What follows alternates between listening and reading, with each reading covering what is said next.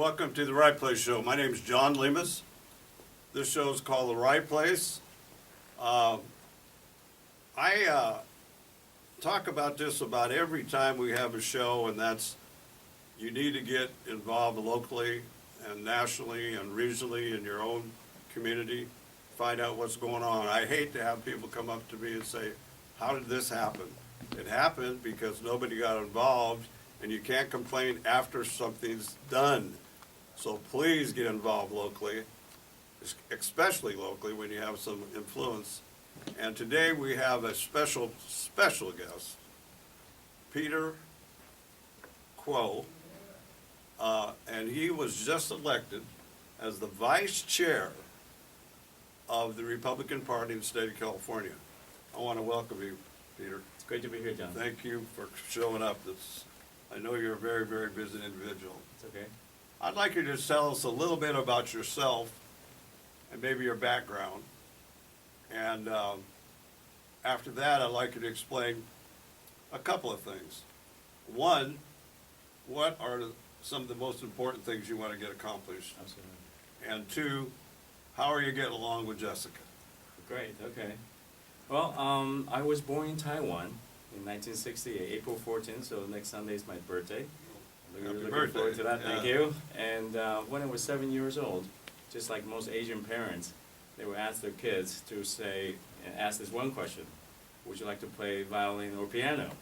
And my dad was on the side, he was kind of joking around, he said, it's a lot easier to carry a violin on your back than a piano if you have to flee the country. Yeah. It was 1975, was during the height of Vietnam War. A lot of families in Vietnam were fleeing Vietnam because Sure. of the war. And we live in Taiwan. It was a very peaceful country. But he was very aware of what's going on in Vietnam, and cracked that joke saying it's a lot easier to carry a violin on your back than a piano if you have to flee the country. I never thought, or he never thought, that 7 years later, we actually had to flee Taiwan because my dad was spotted in an anti-government rally with his 1977 Mustang. And that car is one of one in the city of Kaohsiung.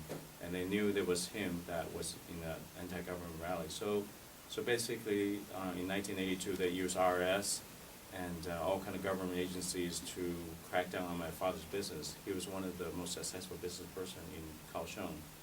And on July 1st, we had no choice, sell off everything, and came to San Jose right here in the Silicon Valley. It was a cherry farm at that time. So when we landed in San Jose, we have an uncle that's already here. He gave us two choices, and because my parents don't speak English, nor do I, and they say that you can either open up a restaurant or do a laundry store. That's your two choices as an immigrant who have no skills or anything like that. So my father decided he thought about it for about 3 seconds and say, I'm going to open up a restaurant. And I asked him, why did you pick a restaurant over a laundry store, And he goes, well, everybody has to eat. So we opened up a restaurant, and not everybody has to do their laundries every day. So we, my father, and from a CEO of a company, and my mother being a school teacher, a very respected position in Taiwan. Now he became a chef in the restaurant, and my mother washed dishes for 12 years and put us through college during those years. And it was, one of the most difficult things that I have to watch during my young years. And it was then I realized how government can overnight destroy a family, destroy an individual with the power that they have. Now, during those 12 years, my father would always point to a small flag in the corner of our restaurant and keep telling me that, Peter, as long as you follow the law and don't hurt anybody, your American dream will come true. And so I asked my father, what's my American dream? What's your perfect world my American dream would be?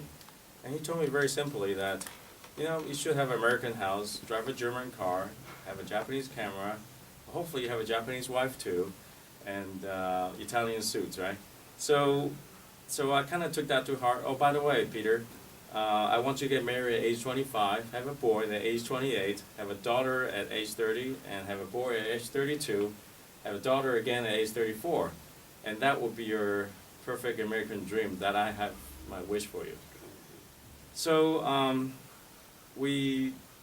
I kind of followed that. So I was studying aviation operation in San Jose State, and I actually did graduate with a degree in operation of airplanes. So I wanted to be a pilot all my life, right? So a day before the graduation, I took this check ride to get my pilot's license, and I was doing a takeoff, right turn, stall, and recover. That maneuver I have done it maybe 10, 20 times. I know it well, but I don't know how I was thinking that day. I was maybe too nervous because it was my check ride. I stepped on the wrong rudder, and I flipped a Cessna in midair at 3,000 feet, and I just saw this mountain going at me, going like, roar. Oh my God. And when they say before you die, you see your life flash in front of you, that actually happened to me. It was one of those moments that I will never forget in my life. And so instead of becoming a pilot, I actually pursue a career in insurance. So I became an insurance agent. Well, obviously you didn't On hit the the mountain. ground. You didn't hit the mountain, obviously. Yeah. I know. So I lived through that, and in 1986 I became a born-again Christian and accepted Christ into my heart. In 1989, I went to Japan and preached the gospel to many Japanese students. God bless you for that. Yeah, so that calling in 1989 was to share the, fulfill the Great Commission, and I did that. And then as long as family priority goes, my father also encouraged me to make sure you follow the rule of FBI. It's not FBI, Federal Bureau of Investigation, but it stands for Family Business Industry. So make sure your life, in terms of, you take care of your family first, and then take care of your business, and then if you have spare time, you take care of the industry that got you there. So I followed my father's advice. At age 25, I got married to a wonderful gal from Indonesia, and at age 28, I had a son, and at age 30, I had a daughter, Oh my God. and then age 32, my wife decided to take a break, and then at age 34, we have a son. And by the time I won the fourth child, my wife said, no more, factory closed. Yeah. So, and oh, by the way, before my dad gave me that goals, he actually gave me a recipe, a family secret recipe, how to have a boy or girl. So I followed that to the T, and sure enough, I have a boy, girl, boy, and I gave that recipe to a lot of people, and it actually worked very well. Yes. So no chemical involved, just a lot of family recipes that my dad had given me. So happy to give that to the audience offline. So now, after I finished my family side of things, in terms of raising them the right way, they love music, and none of them actually picked violin because they never thought they would have the need to flee to America. And so we travel all over the place, including fairs. My kids, they travel all over the place to play music, and my son is a guitarist, my daughter's a singer, and my youngest son is a drummer. So they're all very musical, talented in a sense, and I play violin, my wife plays piano. So I wanted to say we'd love to give you a Crow-Trap family, not a Brown Trap family, but a Crow-Trap family Really? concert, one of these days. Close. Yeah. And then, so I was very satisfied with my family and very proud of what I've accomplished in terms of family. On the business side of things, I have a farmers insurance agency that I started in '94, also 25 years ago. And then that has gone very well, provided for my family. I have over 3,000 clients up and down the state. And so I also started a venture capital roundtable. I acquired that 2 years ago. I help companies to get funding in terms of fundraising as well as branding. So I help them to consult in terms of how they must get the message correct first before they can sell the product. So I was, I have certain success on that and a couple exits. So I was very happy. And so last business was sort of my passion and hobby is that I'm working with an aircraft manufacturer to produce small airplanes. We're hoping to land the factory here in Hollister, nearby here. So we've been That would be great. working on that and try to bring the factory from Russia to over here. Now, fast forward to the I part, FBI. I have, it's my passion to serve a community that have given me so much. So I joined the Rotary Club in not 2016, and become the president for that particular club at District 5170. And Jeff Forth, who is my good friend, he lives in Bureau right here. He was the district governor. So I'm very proud of you, Jeff. Then, so the becoming the president for a Rotary Club was the pinnacle of my volunteer service. I feel very proud about that. And prior to that, I was actually the president of Silicon Valley chapter for NAFA. NAFA is the National Association of Insurance and Financial Advisors, NAFA. And I served on that board for many, many years and finally became president in 2010. So today I'm the PAC chair for their California, state of California NAFA chapter. So again, I was very proud of that service, and I have feel that I have done quite a bit for my family, and contemplating retirement at age 45. That's when my father pulled me aside and said, hey, I know your FBI is all done, but can you add P to it? I said, what do you mean, Dad? I'm 45, I've done everything you asked me to do. I mean, what else do you want, right? He said, you need to get involved in politics. P for politics. And I go, okay, what do you mean? And he told me his story. He was 45 when he left Taiwan. That was the year that government came down on him. And in that year, 2014, Obama was still the president. I mean, many Tea Party organizations were being, I wouldn't say persecuted, but it was RS. They were pretty much being persecuted, really. But yeah. I mean, he just felt that the America in 2014 looked just like Taiwan in 1982, when if you have a different opinion, if you're against the government, they just come down with their iron fist and either get rid of you, disappear, or give you a tax bill so high you have to basically sell for everything or go to prison. So that he felt that it was just like Taiwan 30 years ago, and get involved. I mean, can you at least let people know the idea of the danger of a tyranny of government, what they can do to the people who are law-abiding citizens. So, and America is the only place in the country that you could, get involved without, being fear of, being Sure. put in prison. Absolutely. So, it just happened that year there was an open seat in SD 10, Senate District 10, right there in the east side of the capital, of Bay Area, I should say. And so I put my name in to run for state senate. And that same year, they also come up with a very, I would say, crazy legislator to actually they amended the California State Constitution, SCA 5. And their theory is that, the Democrats' theory is that since there are only 13% of Asian American, therefore only 13% of Asian American can go to UC at CSUs, which is government funded. And on the Democratic platform, they actually stated very clear, they want to apply affirmative action, starting with higher education, government contract, and then employment. They want to apply that demographic of 13%, 38%, whatever. Right, yeah. To make sure Google has only 13% Asian employees, or... I remember when that all happened, it was so ridiculous. It was utterly crazy. So I was able to raise $300,000 in my state senate race, and we fought against that unjust law, and they actually pulled it in assembly. So, but again, they keep trying to come up different version of affirmative action.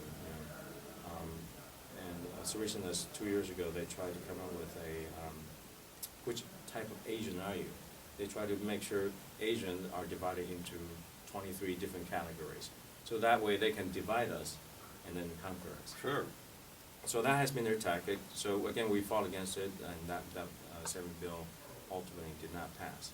However, moving fast forward to 2016, I became the Donald Trump's campaign director here in the Bay Area, and it was also a way of me giving back to the community in terms of I really identify with him in terms of policy. Again, we're not electing saints, right? But we are a pro-God country, and what really got me get involved with Donald Trump is his way of managing the country like a business, and just as I have. I mean, I have used my business acumen to run my campaign, to run my business throughout the years, and making sure it's a way to manage a country based on the Constitution. And from everything I've seen, what the Democrats are doing is literally destroying lives, destroying business, if you don't agree with them. So I was very fortunate to be part of that campaign, and he got elected.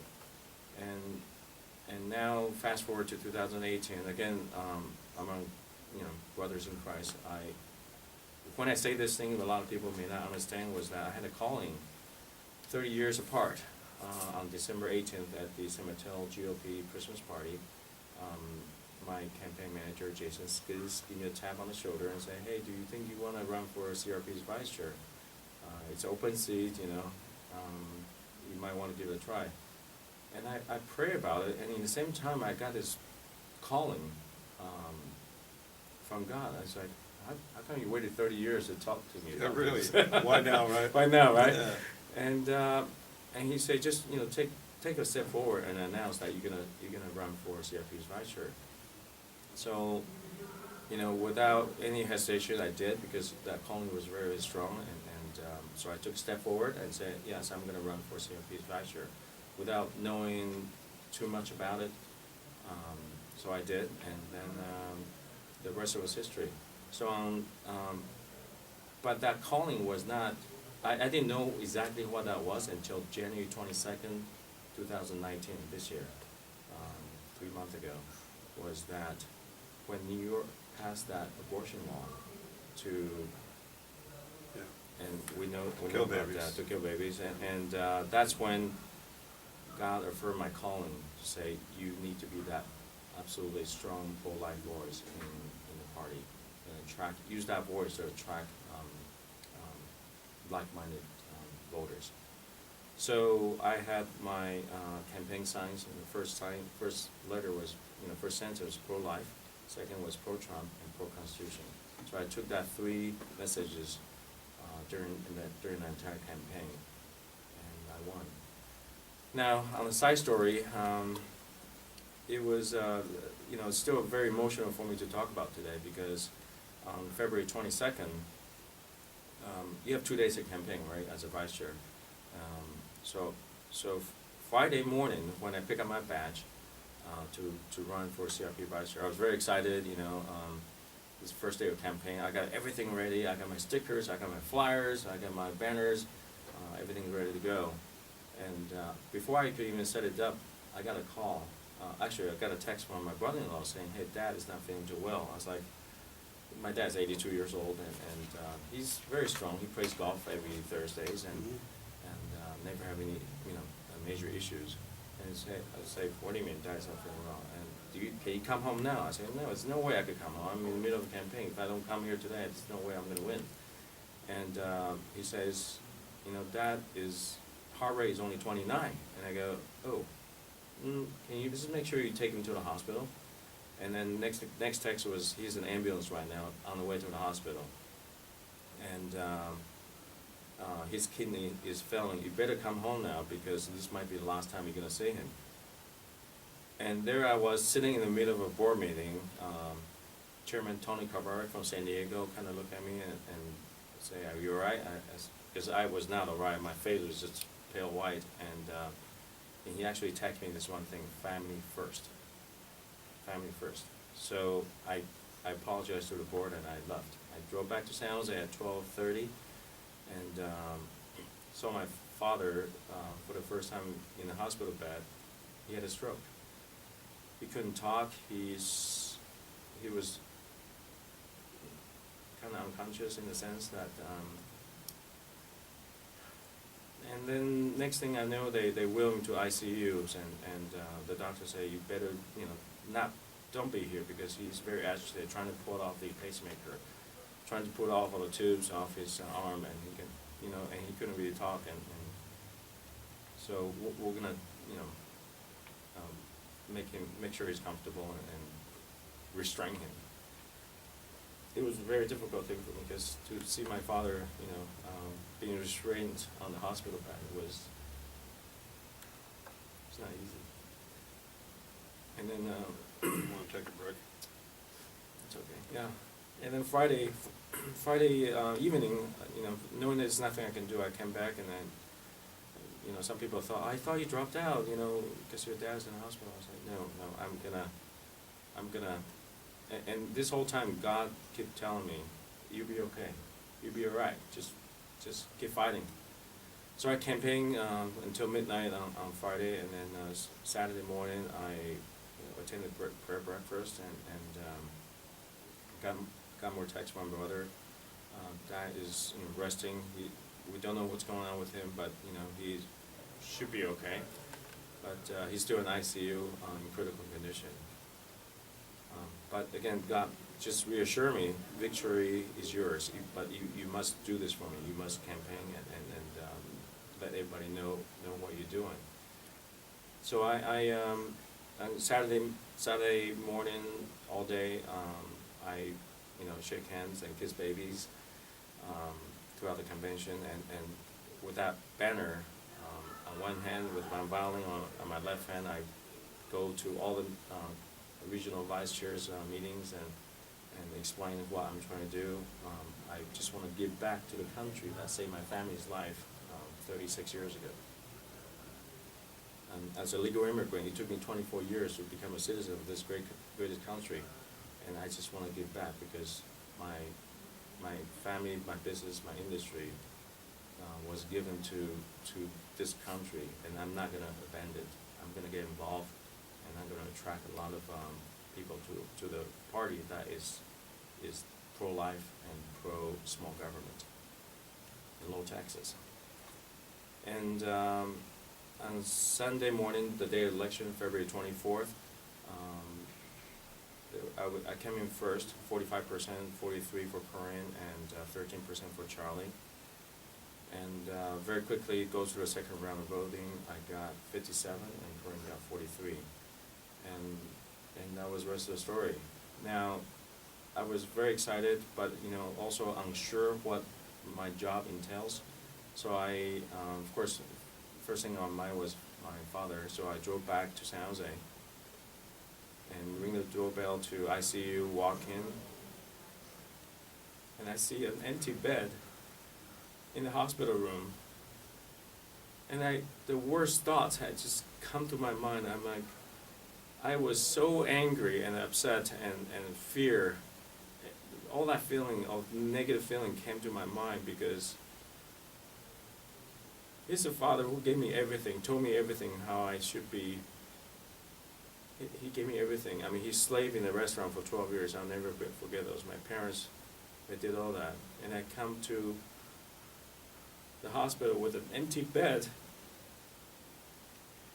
I just don't know what to think. I was angry at God. I said, why did you put me through this? And my reward was thinking the worst. I thought my father didn't make it or something. I don't know. Yeah. It was crazy. But that anger lasts for about 2 minutes. And the nurse actually, was giggling with my dad on the hallway. I said, what the hell is going on? And so I walked out and saw my father trying to prove to the doctor that he could walk, and he wants to go home on Sunday night. Yeah. He wants to go home on Sunday night because he wants to prove that, You lost your faith for a minute. I lost for 2 minutes. Yeah. For the full 2 minutes, I was beside myself. And of course, I had my MAGA hat and the Trump sticker and my badge.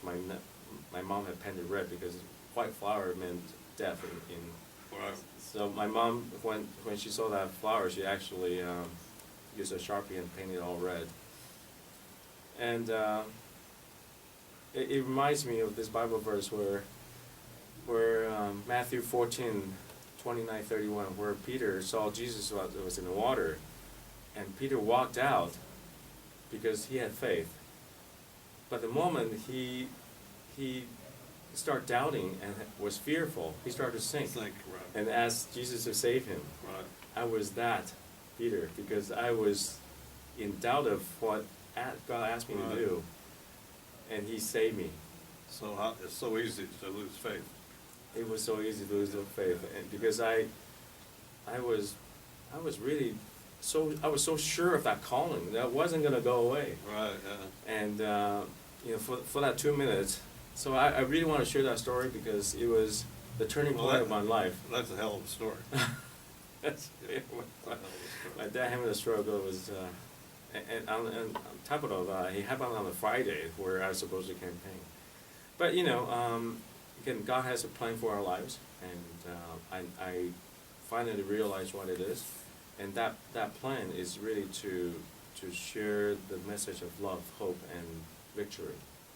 You know, I have no doubt our victory has been assured in 2020 and 2024, moving forward. But we have to do it. We just have to get up and get this message of victory that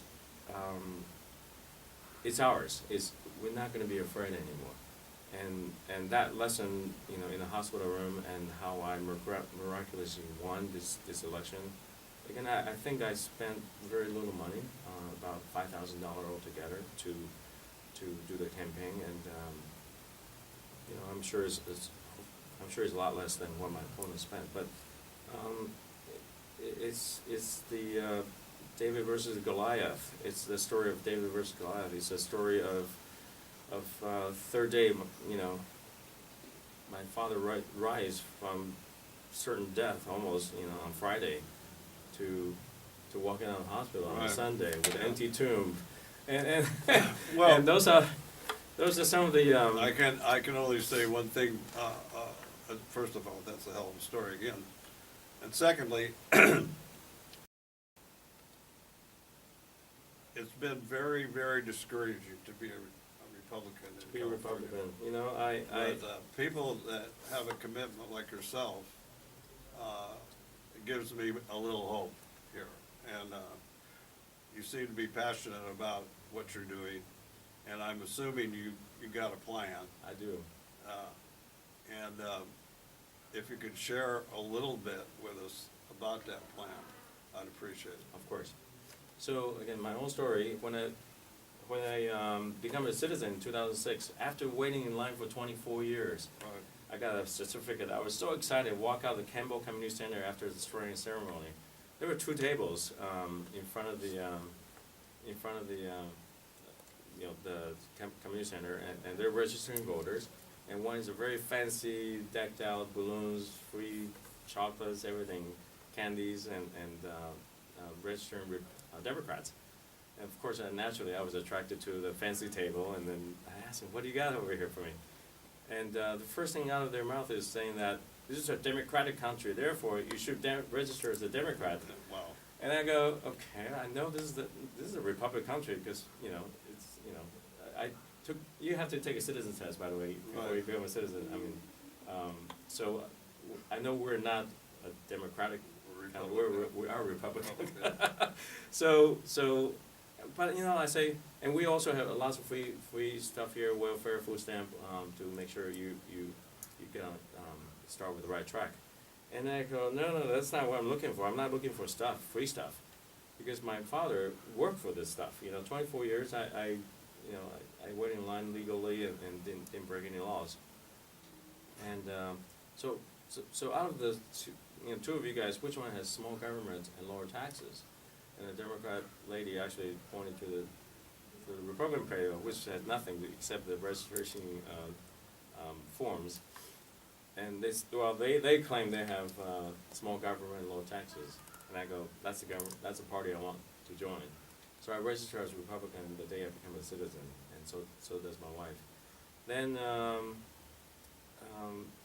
so ever since that conversation with my dad in 2013, you know, encouraged me to do something, to get involved by going to the election. That's when I realized how Republicans are almost like endangered species. You know, the elephant. Right. It's almost like endangered species here in California, California, anyway, yeah. especially, right? So I started to think how I can change that in terms of using my business acronym to help the company. Sorry, to help the party. And number one, we really need to get our messaging correct. And I think there's a lot of misunderstanding that Republicans are anti-immigrants. I say, no, they're not. That they're actually for legal immigrants. Everybody should be anti-illegal immigrants. Should be illegal immigrants, correct? Yeah. Right. And Absolutely. so that's number one thing. But a lot of time in business, it's not what you said, it's how you say it, right?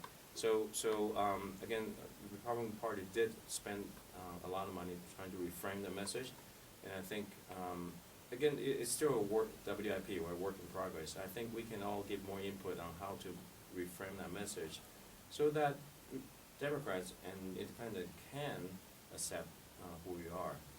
And so branding I think is one of the things I like to make sure that everybody has it on the same page in terms of talking to independent. Because our goal, the ultimate goal is convincing the new citizens, the independents and Democrats to join our Republican Party as a voice, so that what they like to see as far as American goes, don't go away. And our Constitution should be our number one reference guide in terms of how to make sure that our country is not lost. Electoral college is very, very important. We should never change that. And there's just so many things. Our Second Amendment should never be taken away. Absolutely. And I'm a big Second Amendment guy, and I think if my father has a gun, if every family has a gun in Taiwan to defend themselves, the government wouldn't dare to. That's exactly right. Yeah. So I'll be the first one on the front line telling people, this is what could happen to you guys if you don't, believe in this Yeah, principle. because you've Republicans. experienced that. Yeah. Obviously, yeah. And not only just Taiwan. I mean, this is China. This is Vietnam. This is A lot of Venezuela. This is lot of every country in the world. South America, all over the Have place. experimented with socialism. Right. I mean, it's offensive that they're talking about socialism in this country here. So. Should I go We're going to over? take a little break. Okay. Peter, thank you. Thank you. And we're going to be back in a minute. Don't go away. Don't touch the dial. Okay.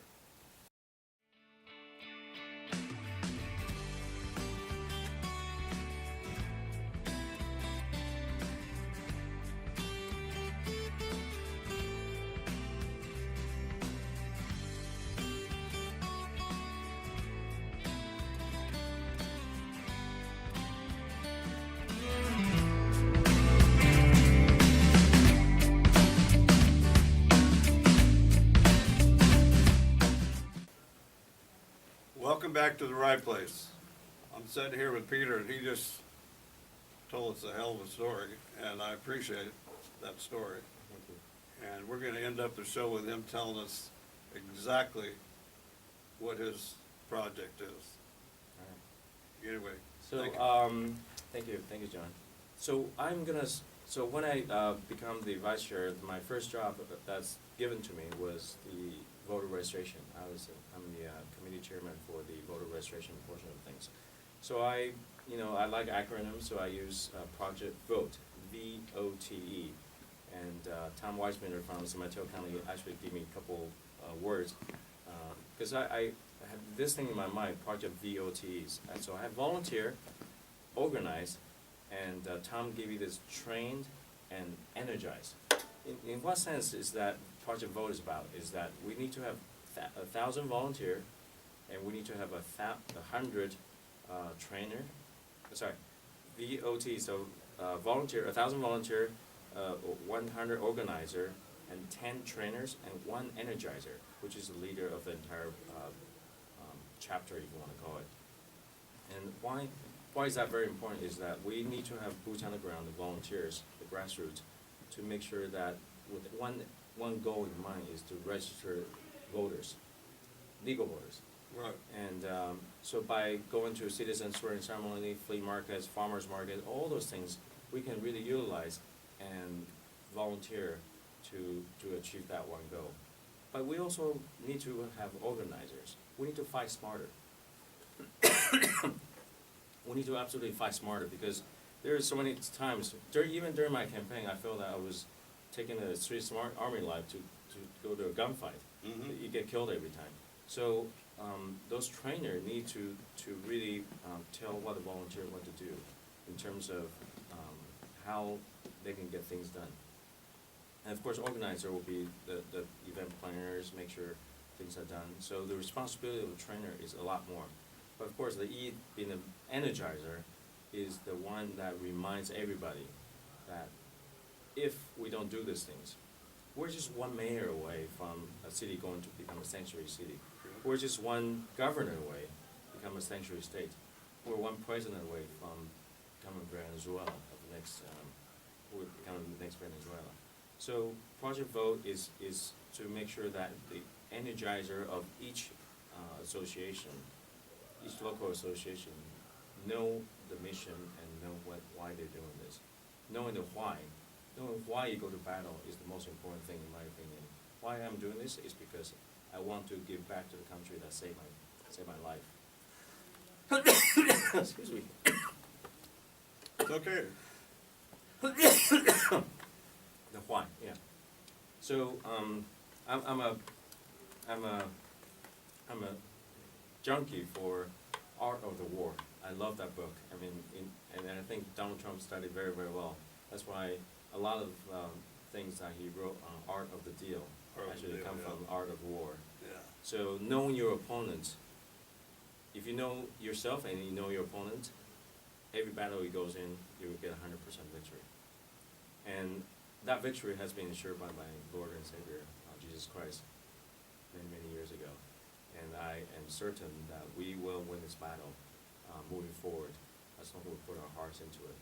And I ask everybody, audience, to pray for our party, pray for our country, pray for our president, and pray for our leaders in your organization, so that we can save America.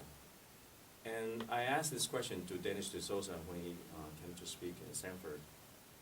I said, Dennis, you got everything. You got fame, money, you got everything you wanted. You could have retired.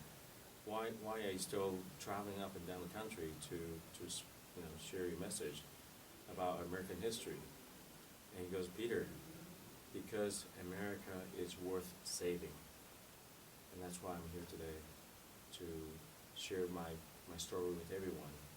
America is worth saving. This is the only country left on earth that has a constitution like no other.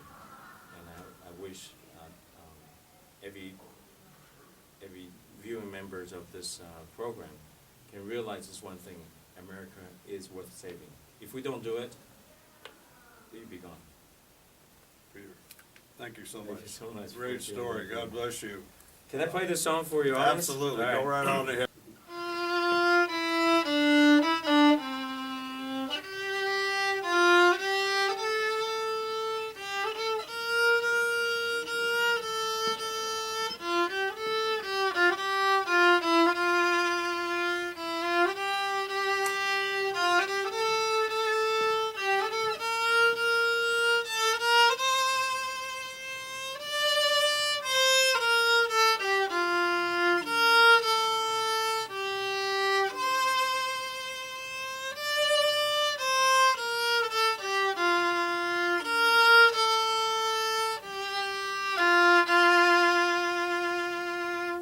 Thank you, buddy. All right. That was great. Thank you so Great. much. Thank you. God bless you. All right.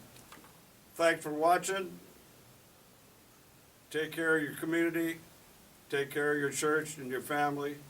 God bless you. We'll see you next time. And get involved. And get involved.